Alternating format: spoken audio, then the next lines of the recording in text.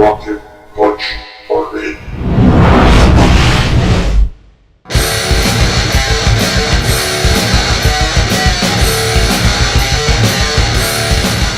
What's up, guys? It's Chachapar here with Rocket Punch Army. Today I'm going to do a quick little review of the Hercules Dr. Crank. This is the third figure I have received of the series, or the fourth, I believe. Yeah, it's the fourth figure.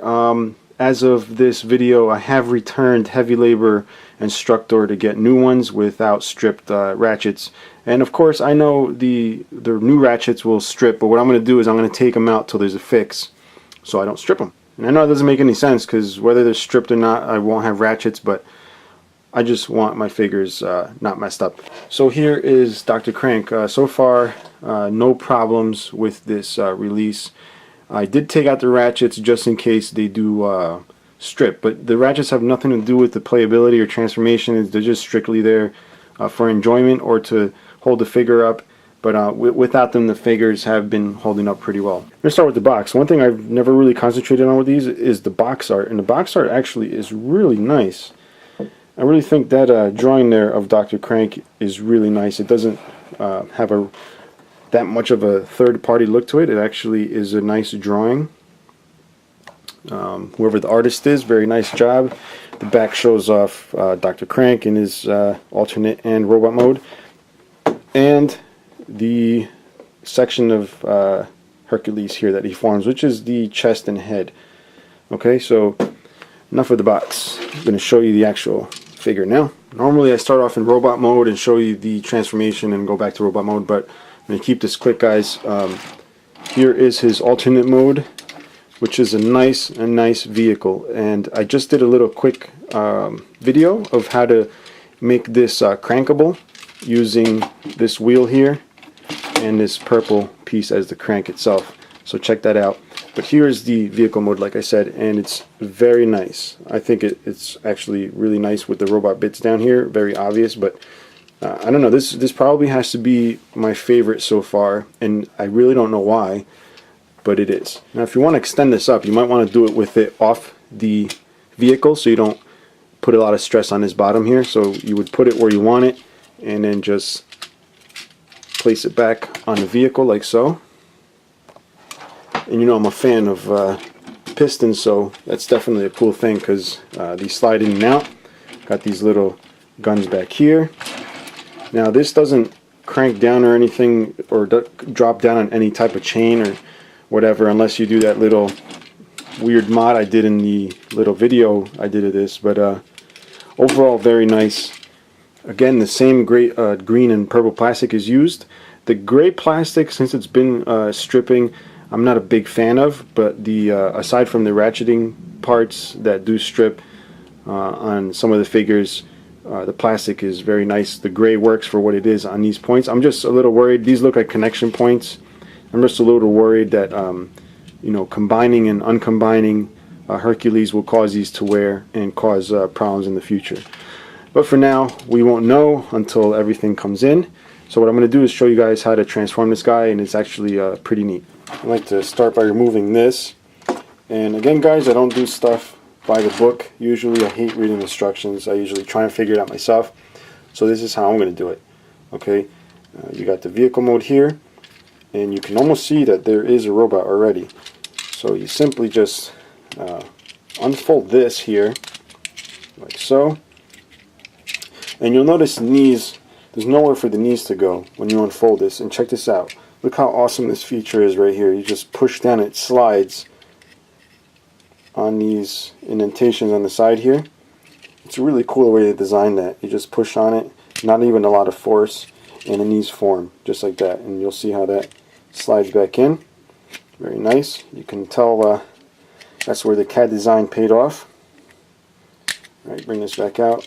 Separate the legs. You'll notice, you'll hear the ratcheting, and that ratcheting so far has been alright. It does use the gray plastic there. I'm not too worried about that wearing out, although it does look like the teeth are being eaten a bit. But upon closer inspection, it does look like instead of being eaten, there's actually grease. So that's what's causing the textured look there. It's just a bunch of globs of grease. So I think that's what they're doing to cut down on the stripping. But anyway, continue on with the transformation. Pull these back, pop off the arms up here, like so. Bring them down. Bring these wheels up.